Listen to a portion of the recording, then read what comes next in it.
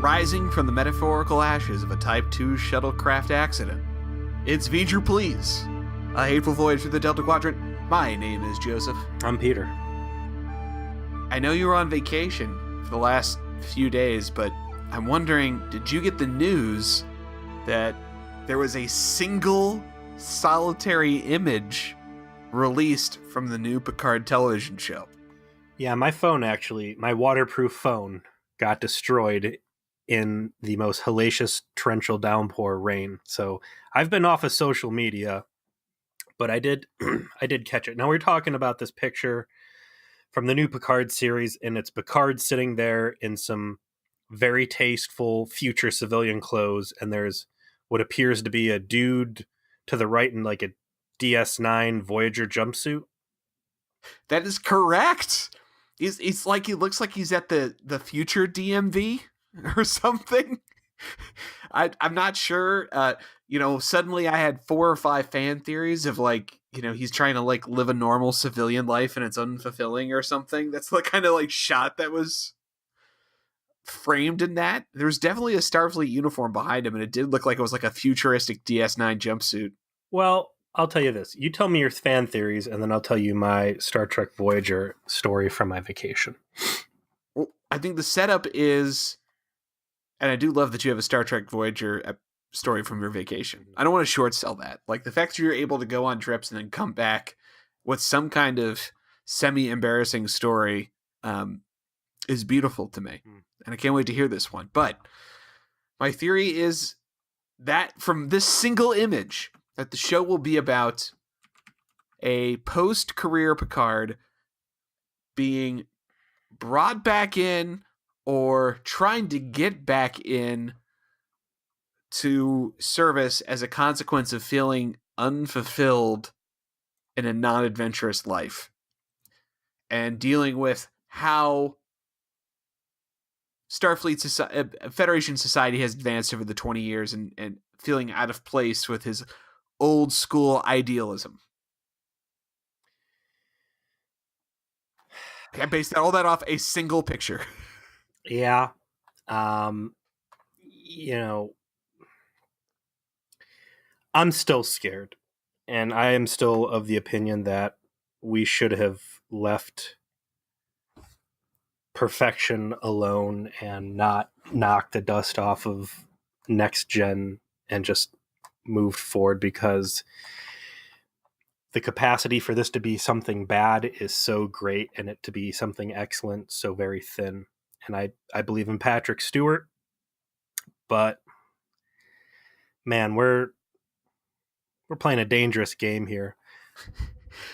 Yeah, what I always say in these kinds of situations is that perfection will still be perfection no matter what happens. But this is bonus territory. I want you to go back to the Matrix trilogy. I'll have you know, I rewatched the original Matrix movie the last couple of years, and in no way were the... See, that's you getting caught in a lie. What you're about to say is such a fucking lie that your body just failed you. In no way was that movie diminished by its sequels. I was entirely able to put them out of mind, enjoy the movie for what it was, and not even think for a second about the sequels and how subpar they were. That last Matrix dragged that entire franchise right into the fucking dirt where it shot itself in the head. Oh, it's bad. It's one of the worst movies I think I've ever seen, which is a shame because the sequel wasn't terrible, but by sheer osmosis and connection, it became terrible. I thought the middle one was really bad. I'm like, this sucks. Like, there's no story. It's all just pure action. And then the third movie came out, which was just extended stupid story and bad action. And I was like, oh wait, the second movie was fucking sweet. They didn't, all the stupid stuff that came out of their mouth didn't happen yet. It was just a really good highway chase scene. This Picard series, I think you're right. And I just recently rewatched All Good Things, and they paint some very interesting pictures of the future and Picard and what happens. First and foremost, I'm very sad that, and it might just be a trick or a ace up their sleeve. I hope the old crew and cast is heavily involved because, yeah, Picard is a great character, but he was a part of a greater story that involved these other people that, you know, was all connected. So I hope they get these other guys involved, but I don't think they're going to, though. That's the problem. From the sound of it, from what all of the actors have had to say, no one's really been contacted to be in it, which tells me at this point, I mean, they're shooting it I now. know.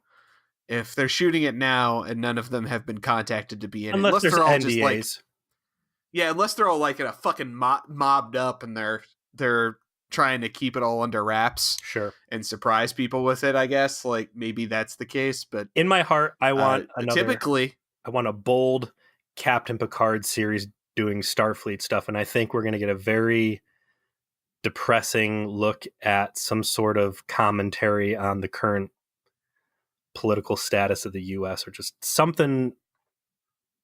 I don't think it'll necessarily be depressing.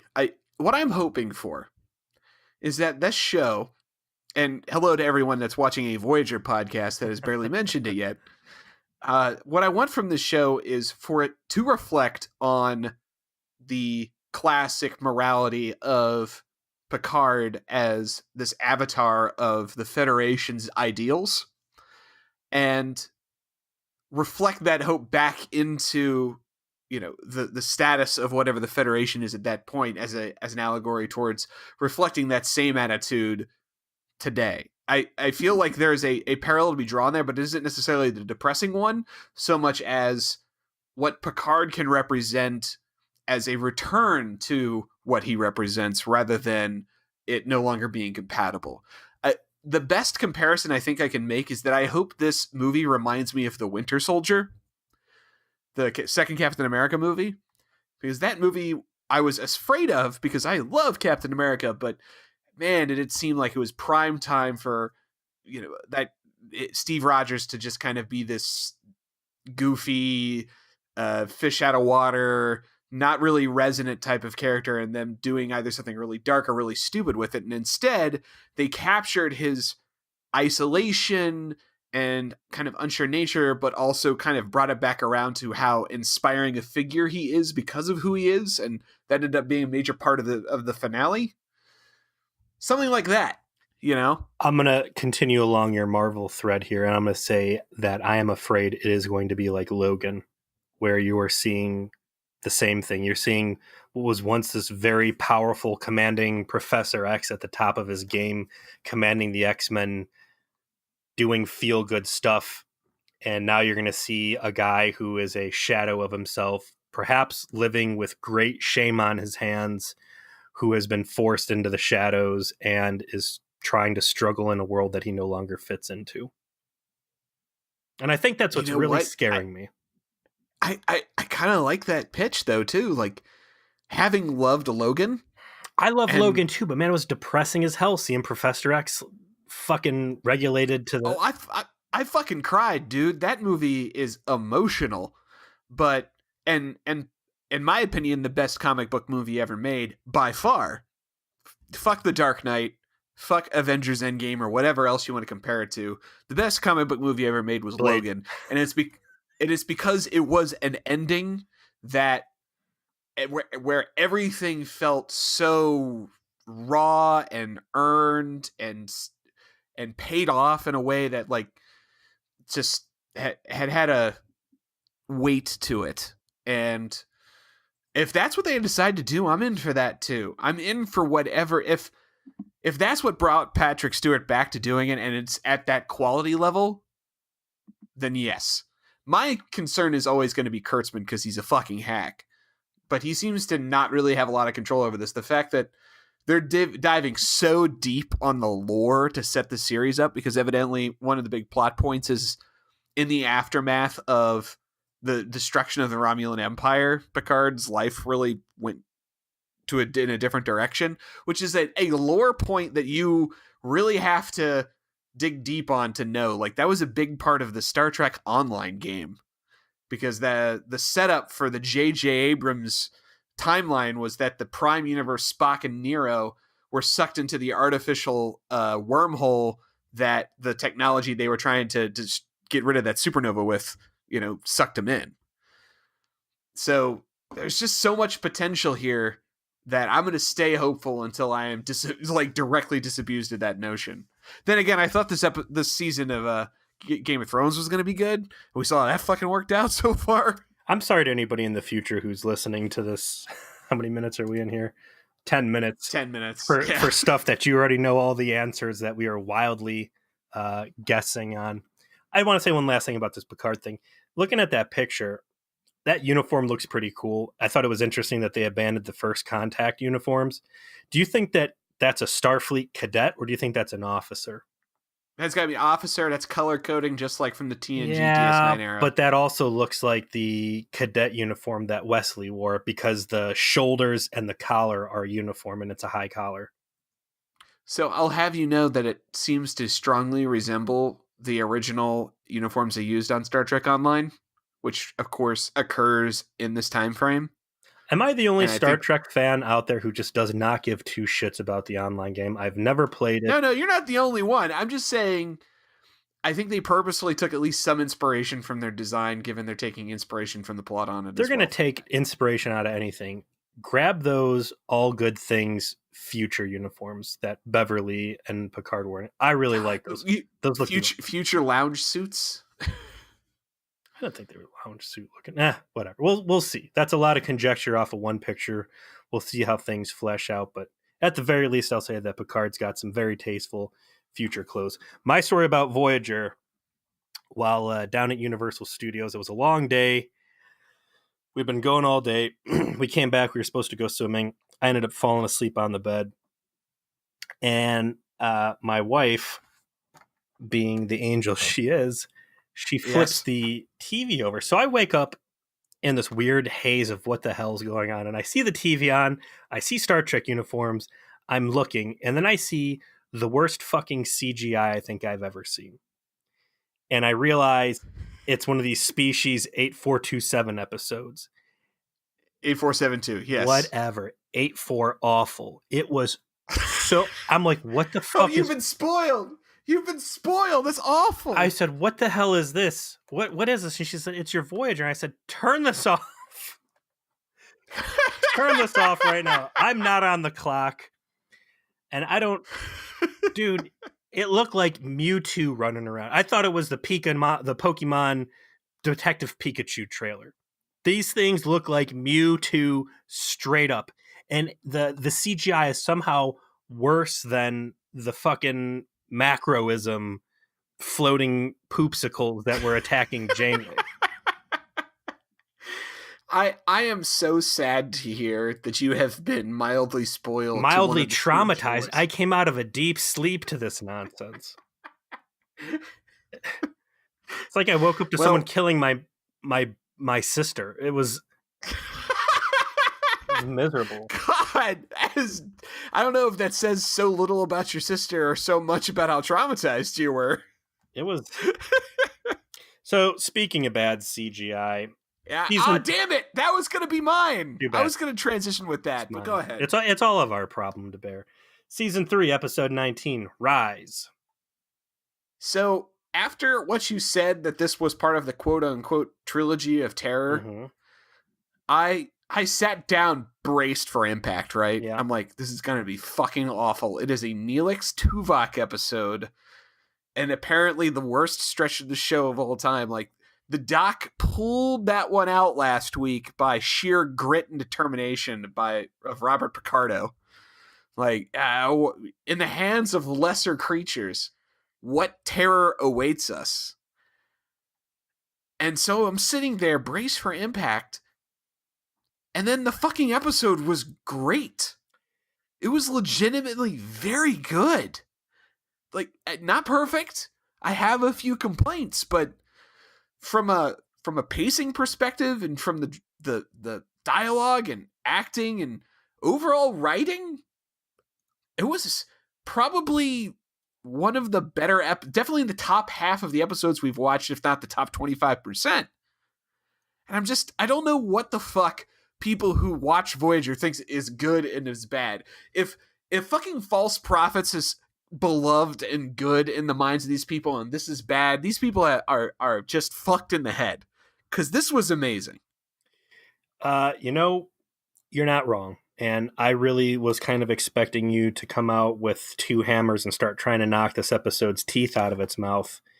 And I was going to step up and defend it, but I think we're on the same page here. All that being said, the CGI in this episode was fucking miserable. Starting with my God. this, and so I'm getting into these Eagle Moss figurines you turned me on to, right? Yeah. I got Voyager, I got the Miranda, and I got the Excelsior, and they all come with these little books. Jesus. All right. If I was going to say the first hit is free, but you're already on the smooth ride. Well, I got 2 for my birthday, courtesy of my wife. Fair point. They come with these books, which are garbage editing. The information contradicts itself so bad. Like the Miranda's like got deck number mismatches right out of the gate. But anyways, the cool part of the book is when they start talking about like the models. There's a lot about how the Miranda class was built specifically to be easy to film. It's light. It's got a lot of mounting points. And it really just made me miss the old Star Trek style of everything was a model. It was all filmed by camera and, it looked neat. Oh, yeah. This dawn of CGI is so bad. And Voyager looks okay in most of the scenes as long as it's not landing on a planet. But like even the asteroid just looks like fucking garbage. So we got a real solemn scene on the bridge. There's this asteroid speeding along. There's 2 aliens standing on the bridge who are clearly visitors. And, Voyager starts popping out photon torpedoes like a Pez dispenser because who cares about continuity?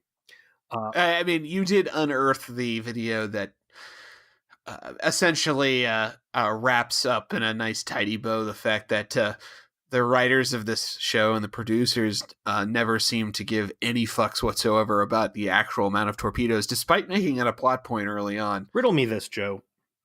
What do you think Voyager has more of? Photon torpedoes or shuttlecraft? Because I would say it detonates both on an equal basis. Maybe even more. That's fucking hard. Yeah. And I'm not kidding around. I think really at this point we've shot more shuttlecrafts into planetoids than we have photon torpedoes. Anyways, photon torpedo hits. The asteroid does not blow up the way it wants to. Everybody seems stunned. There's some dialogue between the alien dudes, and then Janeway has to sit there and watch as large chunks of this meteor that did not disintegrate properly slam to the surface and kill a bunch of people. I guess it's worth me pointing out at this stage that we are deep in the run of the show that I am the least familiar with because I've probably only seen these episodes once, and the last time I watched them was probably 20 years ago. So I didn't really remember this one at all, except for the fact that the main plot was directly ripped off of one of my favorite movies, that being Starship Troopers. Dude, straight up. And Klendathu arachnid attack all the way. So if you've not seen Starship Troopers, shame on you. You should watch it. But the alien bug menace that is threatening humanity in Starship Troopers, their main weapon to threaten Earth with is throwing asteroids at it, one of which ends up destroying Buenos Aires, which is kind of the big motivating factor for most of the characters in the movie. So here we are with these strange asteroids being thrown at things, and all I can remember is, yes, that's right, they ripped off of Starship Troopers with this plot line. And then I also remembered that the nibbly alien that was like, no, this is so weird, we should totally like not do everything that we need to do to discover what's going on, totally is like responsible for what's happening, which was very transparent within the first 2 seconds he opens his mouth. This guy, I was gonna ask you if you noticed that, but I'm like, of course you noticed that, because everyone noticed that. Everyone in 1995 noticed that. Like, this is some pretty basic ass setup, and that's really my only complaint. I mean, the CG being bad is an entirely different world. The fact that this guy is obviously going to be the traitor is just very apparent. Yeah. To your Starship Troopers point, I love Starship Troopers. I saw it when I was, I don't know, 10th grade, maybe 11th grade. I love the shit out of it. Do you ever watch Red Letter Media stuff on YouTube? I fucking love Red Letter Media Did you see the stuff. Starship Troopers one? I certainly did. What an eye opener, man! There's a lot of stuff because it's been a while since I've seen the movie. I love Starship Troopers; it was great. I was mostly there for the deleted scene of Denise Richards taking her shirt off. But well, it does have one of the most revolutionary shower scenes in cinema history. Very forward. What was that meme really, I saw? It's like really progressive. Everybody's in here arguing whether or not we should be in co-ed showers. Meanwhile, the arachnids are bombing Buenos Aires. There's a lot of stuff.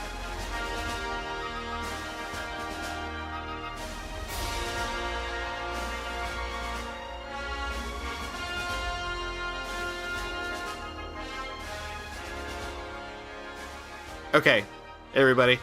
Peter and I, we actually continued to talk about this topic and then realized that we're like a half hour into our Star Trek podcast and we've barely talked about the Star Trek episode everyone downloaded this to listen to. So, Red Letter Media Starship Troopers thing. Check it out on YouTube. It's very good. I enjoyed it and you should check it out. But back to this guy, I believe you called him Nibley. Yes. Let me drag us down another rabbit hole. Better Call Saul. You've seen it, right? Right. Tell me that the guy who ends up being the little Weasley fuck in this episode is not a dead ringer for baseball card drug dealer guy. I would have did not think of that. I would have bet my left arm to be honest, and it was not him. But it's the exact same guy, same round face, kind of like dopey, whatever. And as soon as you meet this guy, he's so meek and pathetic. It just screams at you like, hey, this guy's a traitor and he is going to be a big deal later on. I thought it was overwhelmingly telegraphed, and this is a Brand Branagh script. I think even he said like he couldn't really get a handle on the spy angle, but whatever. You got these guys, they kind of look like toned down Klingons. They're got a planet that they're colonizing with 13 some colonies. There were not attacks that they know them as yet, but there were asteroids striking the planet earlier, high casualties. They tried to gun these things down. Didn't work. Not even the Federation's technology can work. To be clear, we're not given like a ton of background as to what's going on, like up front, like in a captain's log or anything. It's just, here's what's going on. And I actually liked the approach that, like, I don't know why Voyager's helping these people, but I could probably guess. Like, at this point, I can guess. I don't need to see that part anymore. I know this is how these guys roll. There's a trap, and Janeway's going to take them into it. That's all you need to know. They were passing by, and then she just kind of smelled it. She smelled it neat. She's like, nah. She floated in the air and just followed the trail like a Warner Brothers cartoon. Yeah, like you said, they don't need to get into it. You know exactly what's going on here. You know that Voyager's going to stick it out. They didn't mention anything about atmospheric ionization or anything that I heard, but they're not going to use the transporters because why would they? Just send out a fleet of shuttles, stick it full of your most senior crew members, and hey, what's the worst that could happen? So Paris and Tuvok. Let's stick them in a bunch of death traps. Gonna be fine. Yep, little mini plot pods, and off they go. We get treated to what I'm going to call the absolute worst part of this episode. And it's not the bad CGI that is going to pop up a few times. It is Neelix's, I don't know what to call it, this corduroy. His red leisure suit? This corduroy hippie fucking thing, man. Like, he's really pushing this angle that he wants to be more involved with ship operations. I guess they've got some sort of mini Starfleet Academy set up, and he's gotten clearance to go down on this away team mission as not ambassador to the Delta Quadrant, but as a crewman. And man, it's maroon and like poop yellow. It is skin tight. It looks like the kind of shit Kess was wearing last week. Like, there must have been an episode we missed where something goes wrong with the replicators, and the replicators can only produce corduroy or velvet material. And that's what they're clothing themselves with. It looked legitimately, this was my first thought upon seeing this outfit. It legitimately looked like the kind of thing that if I saw this in the Federation, I would think I need to notify the authorities that is a space child rapist. That is only an outfit worn by space kid touchers. Speaking of space kids, that's it exclusively. Speaking of space kids who get touched, the 3-year-old Kess comes up in the same scene we see Neelix. This is the first time we've really had a scene between Neelix and Kess since Warlord, I guess. And Neelix is getting ready for this away team mission. He comes into sickbay looking for extra supplies, and Kess is there, who just had her, affair with the space truckers. And these dudes are acting like they don't even know each other. There's no chemistry. There's no weird looks. There is no continuity whatsoever. It is infuriating because we have had been beaten over the head with they are a relationship. Neelix is jealous. There are complications, blah, blah, blah. And they're just, it may as well have just been Howdy Doody walking into sickbay looking for, some more Band-Aids for his sick cut arms he has from his sweet deadlifts. Peter, I don't know why you're complaining. They did say in a line last week that they broke up. I mean, that's clearly all they actually have to do to, establish that these two people no longer have a relationship together and therefore no longer associate with each other except in the most bare minimum of circumstances. I mean, to be fair, on Kess's angle, come on. She only lives to the age of 6, so the 2 weeks it's been since they broke up in human years would be like 3 years. She's over him. I get it. Whatever. So Neelix would be a neat factor if that was like explained narratively that Kess's species experience time differently as a consequence of their short lifespan. Doctor imparts some wisdom on Neelix and just says, "Hey, look, man, chill out around Tuvok. You get a little too keen, and you got to step off the throttle." Fast forward to a extremely predictable fucking shuttlecraft accident, and we end up on the planet's surface. It's Neelix in his god-awful corduroy ensemble. It's Tuvok, and it is Nibley? Was that what we're calling him? Mr. Nibley? Mr. Nibley, yes. A.k.a. Mr. Price, the baseball card collector from Better Call Saul. They're down there, and they wake up to someone banging on the door. Tuvok. So it's at this point, the show really focuses in mostly on the interactions between Neelix and Tuvok. That's really what this episode's about. Everything else is done in service of their relationship with each other. And the episode shines unexpectedly in that focus, in my opinion.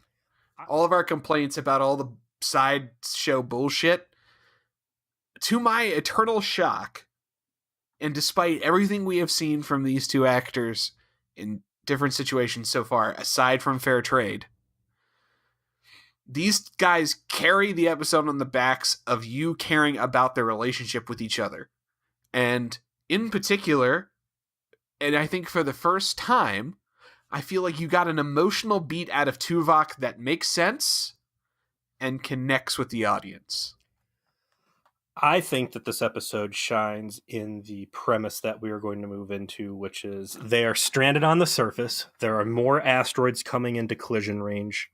They need to get the fuck off the surface, and they have to make a choice. Do they stay with the shuttlecraft and try to repair to the point where they can draw Voyager's attention to it? Or, while Neelix was out doing some damage assessments, he spots this tower that goes up into the clouds, and it's like a matte painting or whatever. Again, none of the it's actually a pretty classic piece of speculative technology of how it is you would move cargo into orbit. Yes, is through basically a space elevator.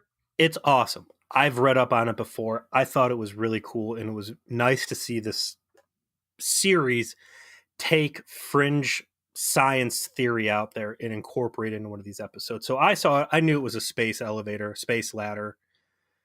Neelix goes in and says, "Hey, look, here's my idea. There's this elevator. It's a tether that goes up into a space station in perfect orbit. We can get on. We can try and get one of these cars working, and we can ride up off of the surface till we get to a point where we can communicate past whatever ion storm is messing up communications, and we can get out of here." And that was really cool science fiction the whole way through. A couple of the guys that they meet up on the surface, which ends up being some hotshot scientists who has critical info. They were there to extract them. They're on a search and rescue mission.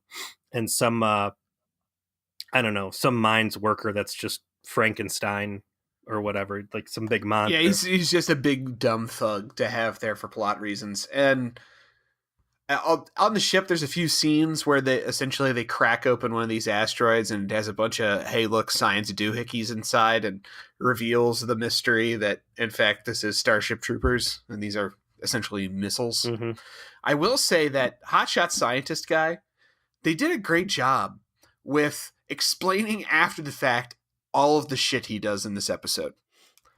Because essentially, from this point forward, he won't talk to anybody about what he knows, and he tries on multiple occasions to kind of do shady shit, and like fuck abandon them on over the surface, fuck everyone over, and then they actually do a good job going back and explaining it all in a way of like, oh yeah, everything he did makes sense in that context. He knew there was a traitor. He knew the traitor was an alien. He couldn't trust anyone in that group on that basis, and hijacking the space elevator and trying to beat everybody up there, would have potentially had the impact of saving anyone's life anyway. So it all made sense for a show that so often doesn't bother to make any fucking sense of its own continuity within an episode. I want to take this moment to give Voyager a special round of competence applause. I guess it was Brant Braga who did the story on this one. So no, it was Brandon Braga, yeah. And Jimmy Diggs, which is an awesome name for anybody, wrote it. Good job, guys. You did it. You knew the plot the second you saw Mr. Nibley. You knew that he was the inside man. You knew that it was going to be an alien attack weapon.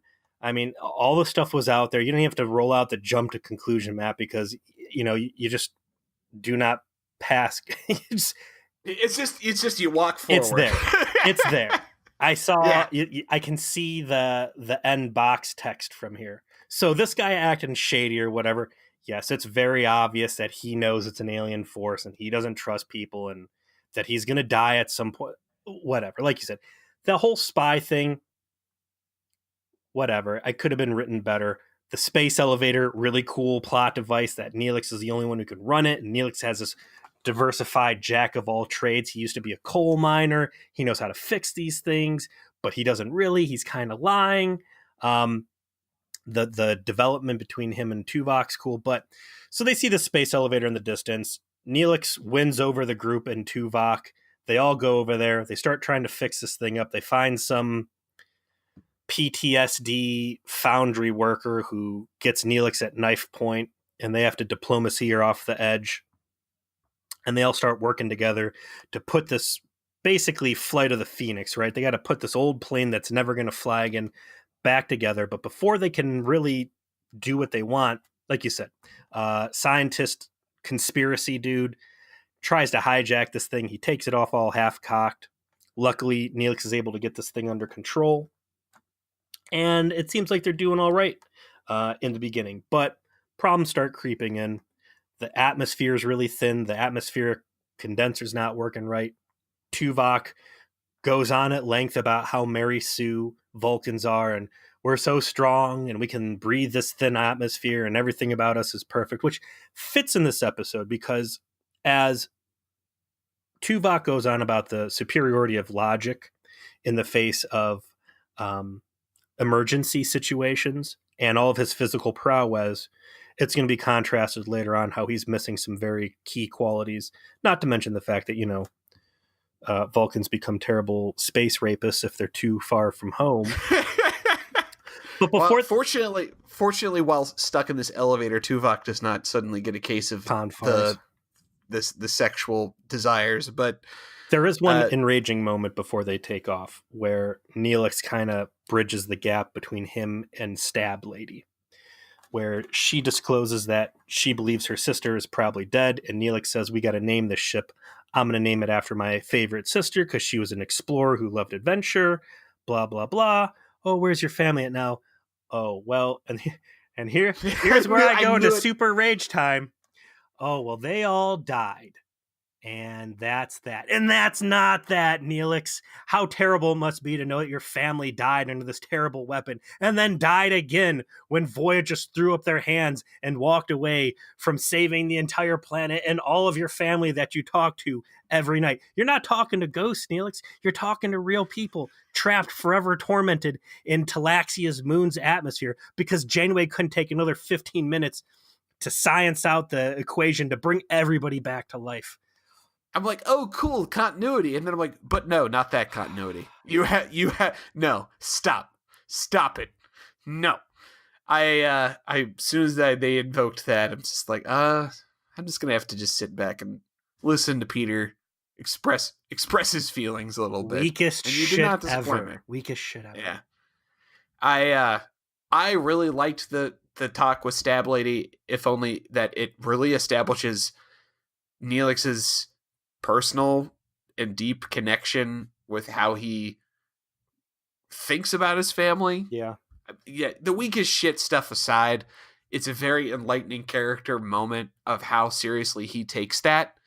It's going to come up again, believe it or not, and in probably the best Neelix episode there is down the line, and how he thinks about his family and their passing and everything.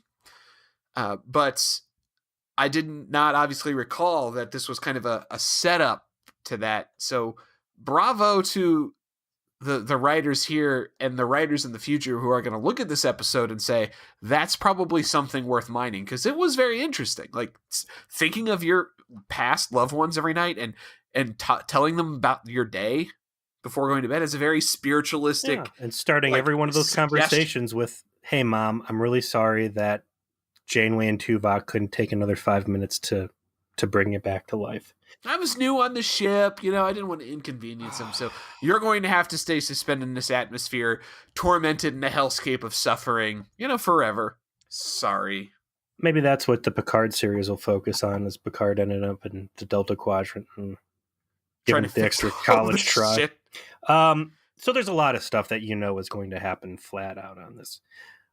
The drama of this episode is not the cookie cutter spy stuff.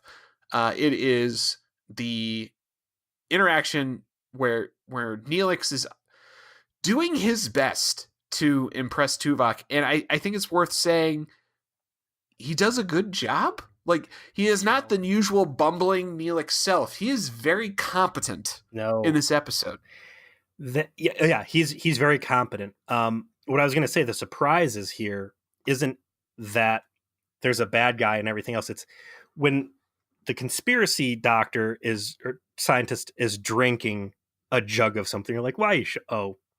That's obviously it's poison. This guy's drinking poison. And then you get the surprise of him dying. And the real surprise is this is going to become a Detective Tuvok story, which is terrible. Anytime Detective Tuvok rears his ugly magnifying glass. But it's only for a few minutes. It's okay. Thankfully. It's okay. Or maybe I just tuned it out because I already knew that Mr. Nibley did it.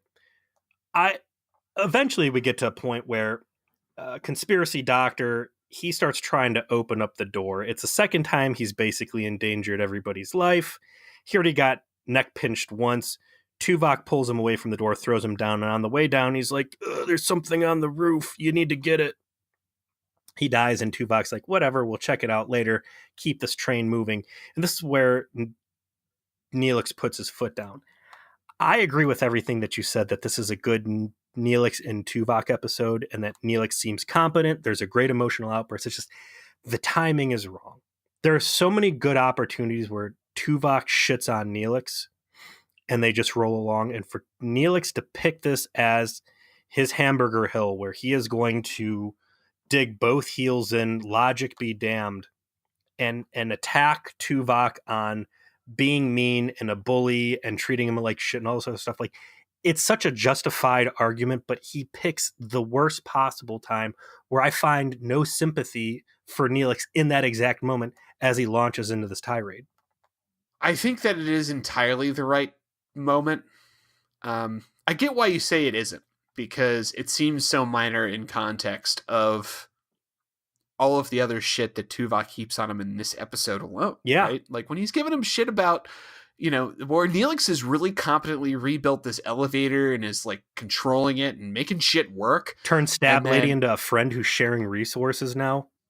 yeah, he's like, Neelix is just putting tens on the board every time, right? Just boom, boom, boom, getting it all done. And he doesn't know like one small detail about the elevator, and it comes out he never really built them. He just knew them on technical level because of modeling Models, and yeah. some other stuff. And fucking Tuvok looks like he's gonna fucking kill him. When, mind you, nothing bad has happened. In fact, Neelix is overperformed beyond what he suggested he was capable of to begin with. And that's felt like more like you would say the consequential moment where he turns to him and goes, listen, fuck, let me fucking tell you some shit about how you act.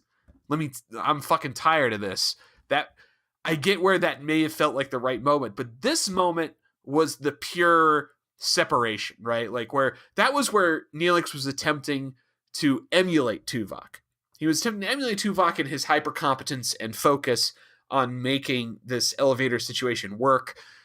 Intuition moment where, if this was so important to this guy, we need to go understand what that is, because that is communicating to me a value that you have to have an emotional reaction to understand.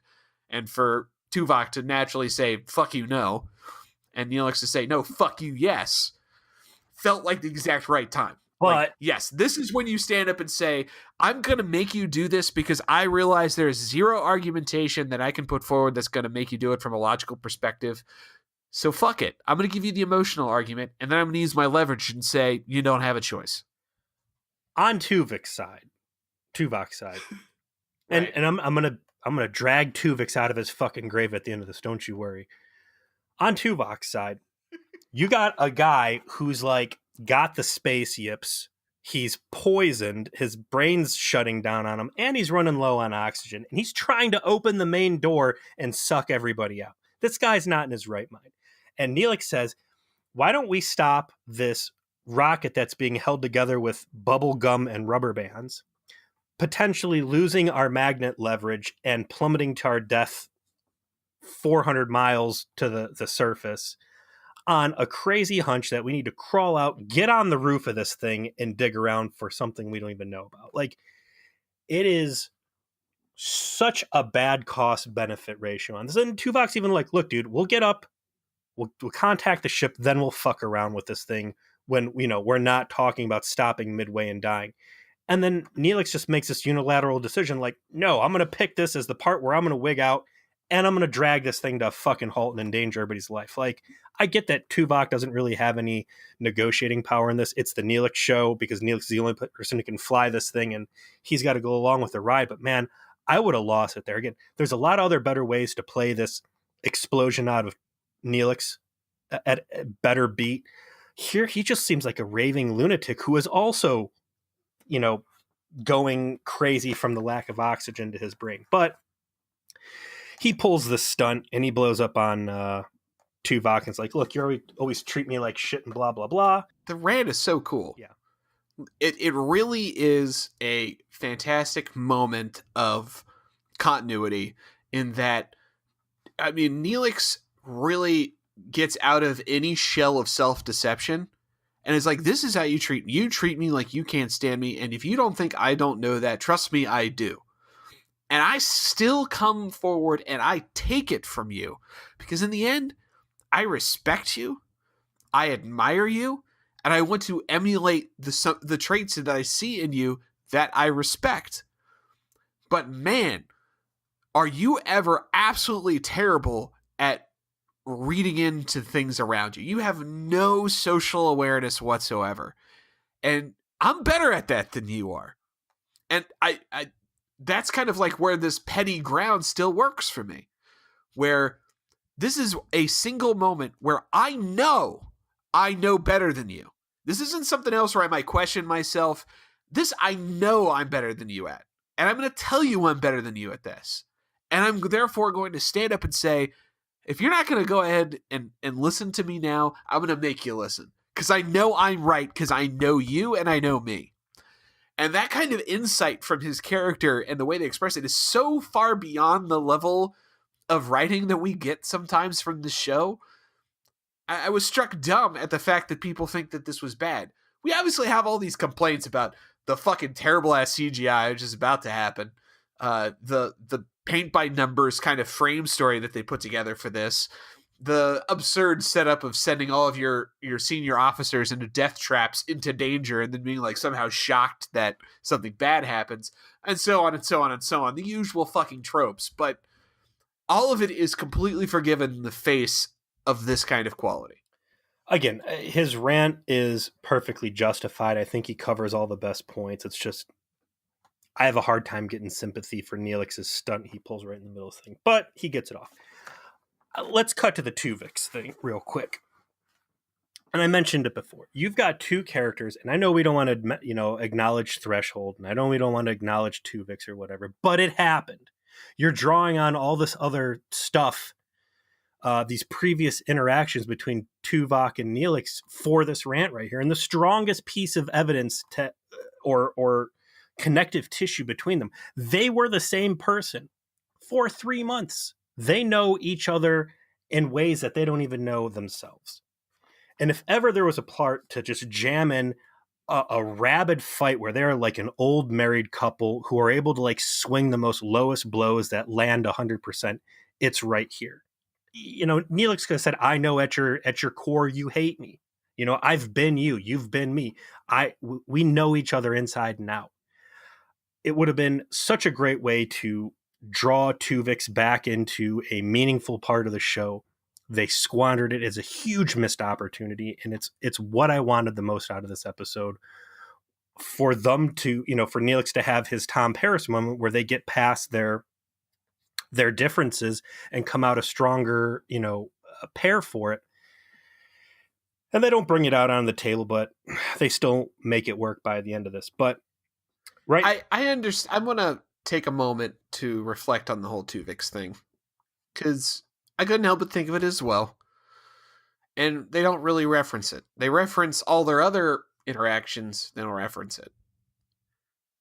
I want to give them a pass. No. I think you have to, because that episode was so fucking bizarre and how it ended. Maybe they realized that there's no, like, going back to that well without shining such a light on how fucking batshit the last 15 minutes are. You can't go back to it. We never left it. I live there. Yeah, I understand. You can never leave it. I have a greater ability to detach myself from Tom some Paris of the shit and that we Catherine see. Janeway have catfish babies. Tuvok and Neelix were the same person, and Janeway murdered them. And in this case, though, I think that they could have done it if they were delicate enough in pointing out, like, at some point in the line, like, and I like at some point in his rant where he said, and I know this because once I was you and you were me and you know it too. Something as simple as that might have been sufficient, but there's such danger in going back to Catherine Janeway, straight up thug life murderer and catfish mama territory, and then they don't decide not to, and I can understand why, because it is so weird. I think that if they had kept some weird shared consciousness or telepathic link or weird Wonder Twins, sometimes when Tuvok cuts his finger, Neelix brings it to his mouth reflexively to suck on it. Neelix's finger. I think only when they're in their choke daddy simulations. When Tuvok's choking Neelix at any given point, Tuvok's also being asphyxiated. I think if they had this weird bond that just persisted through the rest of the series because of Tuvix, that would have been fucking cool. That would have been great, weird sci-fi, and just moments where they talk in unison or just have this weird sync thing, and everybody else around would be like, "That was really weird. Those guys are fucked up. Space is a crazy place." Whatever. I liked the setup they give the aliens that were launching the Starship Troopers asteroids. Yeah. The idea behind these guys was apparently that they create natural disasters on planets and force the residents to evacuate and then go claim it, which is such a kind of like shifty Delta Quadrant thing. This is the the rowdy, dive bar part of the galaxy. And this seemed like a rowdy dive bar like maneuver. They have these big ships, they got thousands of people on it, and they fuck a planet up with what they think is natural disasters, and then they swoop in and be like, it's mine now. It's mine. I have this now. It belongs to me. Neat idea. Yeah. I'll tell you what else is a neat idea is when Neelix is finally like, look, we got to get on the roof and see what's up there. And Tuvok says, fine, I'm going to go do it because Vulcans are sweet and I can breathe the air. And we find out that despite the conspiracy doctor trying to open the main hatch and suck everybody out, there's actually a little man hatch up on the top you got to climb the ladder to. So Tuvok goes up there to the top of this.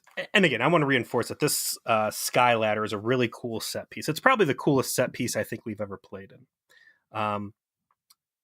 Despite the fact it kind of looks like garbage. Did you notice that big plastic globe full of Christmas lights? I swear I saw that thing on Next Gen and I was looking at Memory Alpha. It's an old Astro metrics or stellar cartography set piece from the Enterprise. They're so notorious for doing set reuses that this could have been anything. I gotta call it, Joe. It's in my DNA.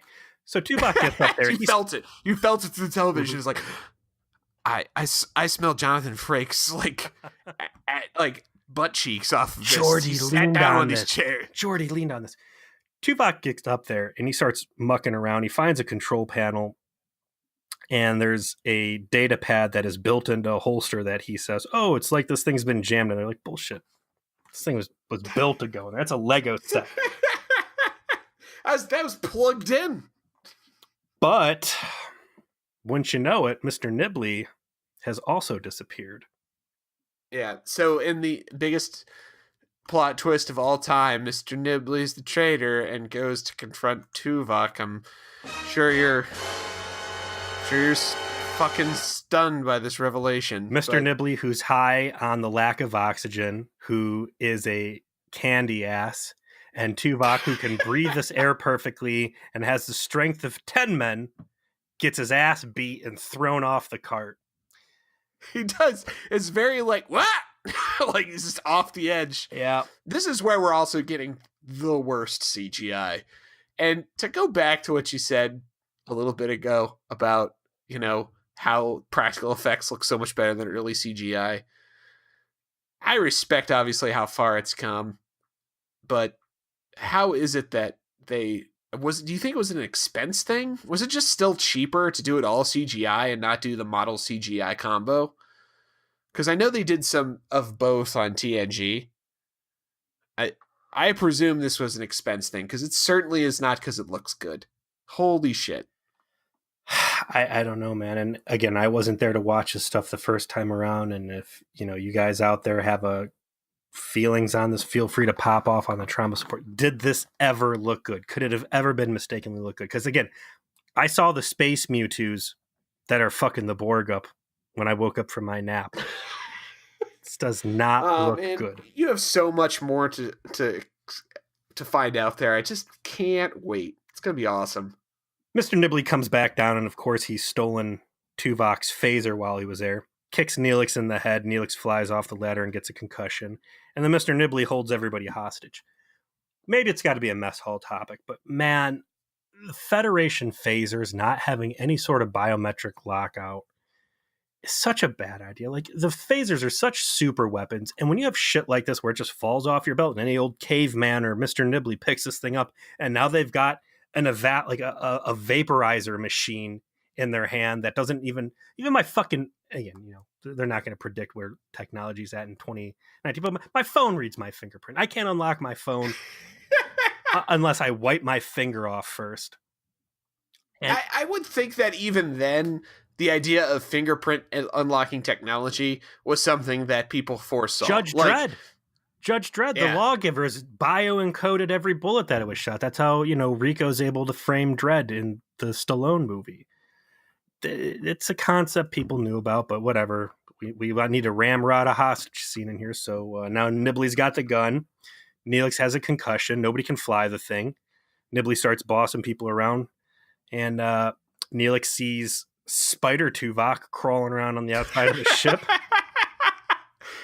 Spider-Tuvok does whatever a Vulcan can. Shoots a phaser. Way up high? I tried to take this all the way to the house. I couldn't do it. You need something. I'm sorry, everybody. Spider-Tuvok. Better hope he's not playing Sherlock. If there's espionage, that's afoot. Don't make him the babysitter for your space children. Look out. It's a Spider-Tuvok. Okay. If Seska's around, hot game will be run. Luckily for you at home, the song is done. Anyways, wouldn't you know I think we found the title, though. This is going to be Spider-Tuvok. Yeah. Spider-Vok.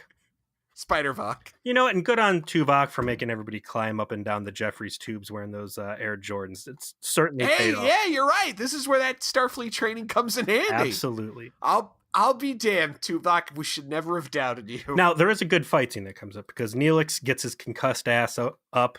Tuvok gets in through the main door. Everybody's, getting sucked towards the airlock. Mr. Nibley loses his phaser, but he goes for a space pipe. And you think he's about the deadliest weapon in the universe. You think he's about to brain Tuvok here, but little does Mr. Nibley know that Tuvok has trained under Master Suitor. He mind melded with Master Suitor. He knows the way of the pipe. He is the Delta Quadrant. He knows its deepest, darkest. Its deepest mysteries are known to him. It is an elegant weapon from a more elegant time, and Mr. Nibley does not know how to wield it. So instead, Tuvok ends up cross-kicking him in the gut, and out the door Mr. Nibley goes to. And this is in a very satisfying moment where he just gets flushed, and he's like, oh, that guy's super dead. Tuvok definitely killed him. They got a euphemism I like, and it's so-and-so has returned to the surface. Mr. Nibley says it about Tuvok. Tuvok says it about Mr. Nibley, and later on... That was Neelix. Oh, yeah. Neelix said it about Mr. Nibley. Yeah. I don't know where we go from here. Oh, luckily they've got this data pad. They get up. Voyager's engaging these natural disaster carpetbaggers. And these dudes have some OP weapons that Voyager cannot touch.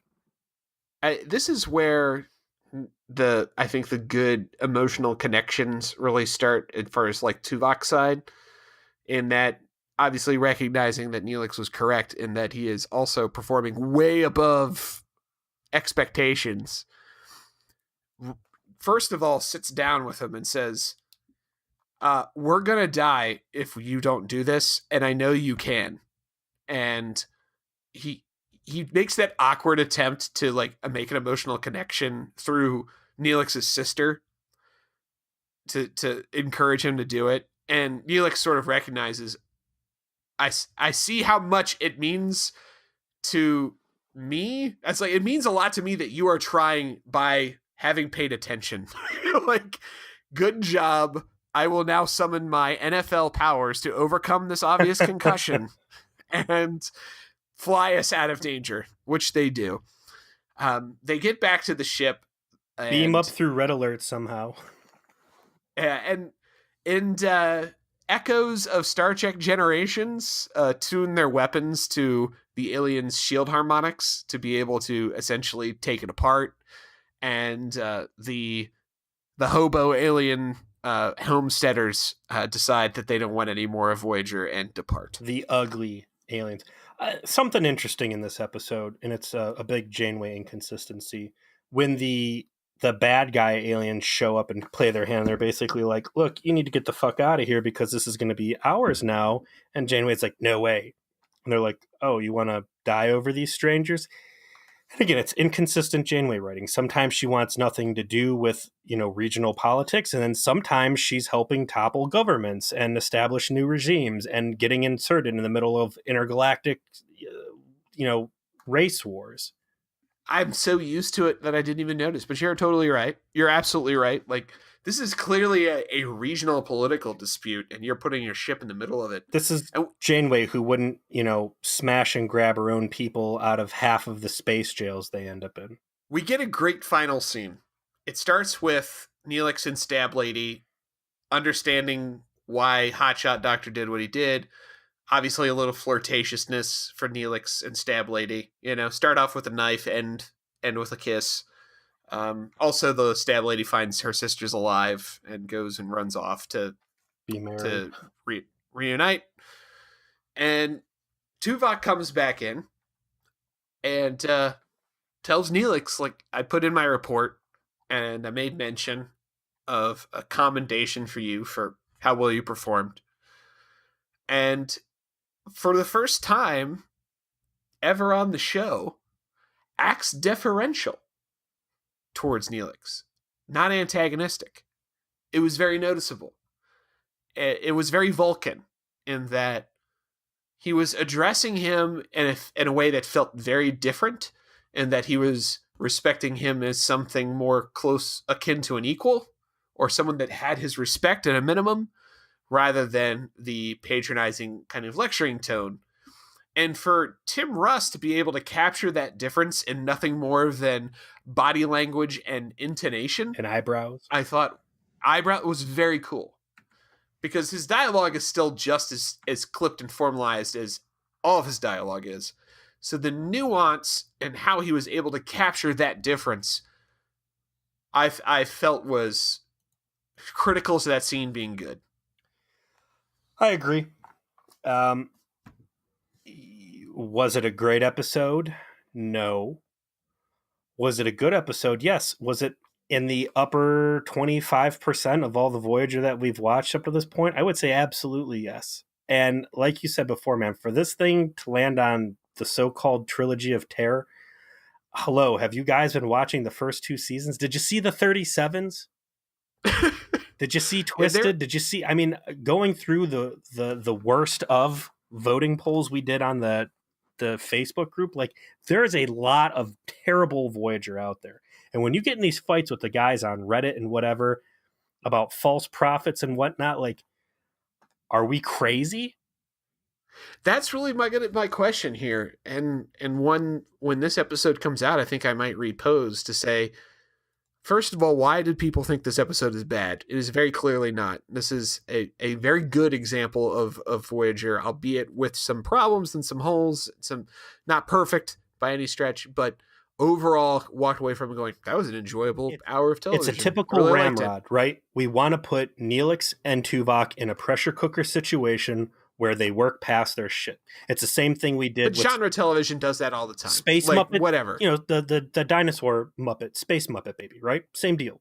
Right. Paris and Neelix stuck and having to work through it.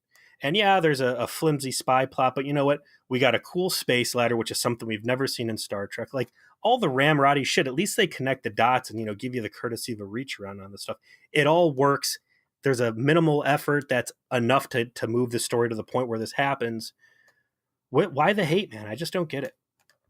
And then on the flip, why the strident defense of episodes that are not good? I mean, not remotely good, that don't even bother to connect the dots on the Ramrunny episodes, and then lack the meat on the bone that something like this has, of having some really quality interactions between two key characters and a building of a relationship that has evolved and showing a continuation of that evolution as well. Like, it's Voyager gets knocked on its ass so much for lacking episodes like this where that happens. Like, it's the biggest complaint that I see from people who create content regarding Star Trek on YouTube or podcasts, of like, all the characters in Voyager are exactly the same as when they started. Nothing changed and nothing grew. And I'll see this and like, bullshit. This is growth. This is real growth from both of these characters that's going to play forward from this point, and there's going to be more on top of it. Like, it's there. I don't know if people just forget it. If people like, is it because this episode has such a bad rap, no one's seen it in a while? I don't know. But if this is the Trilogy of Terror, I want to find whoever coined that term and make them watch the 37s a few dozen times, or shit, Time and Again, or any of the other absolute turkeys that we've reviewed, you know, between the two of us over the last 60 episodes plus. I got to hang a piece of paper on my wall. I'm going to start the list of shame for quick reference when we do these podcasts, so it's not always just 37s, because there's certainly many more offenders out there. Q in the gray. Oh, stop. All right, enough. I'm tapping out. All right, man. I liked it. I think anybody out there who has not seen it in a while, give it a watch. Joke at the CGI, and come for the bad CGI, stay for the good character growth. Moving on, dude. We got season 3, episode 20. I see Janeway, Chakotay, and Harry Kim chilling out on the bridge. Favorite son. Kim begins experiencing bizarre DNA changes, shades of Threshold, perhaps, and instinctively leads Voyager to a planet whose inhabitants claim Kim is really a member of their race.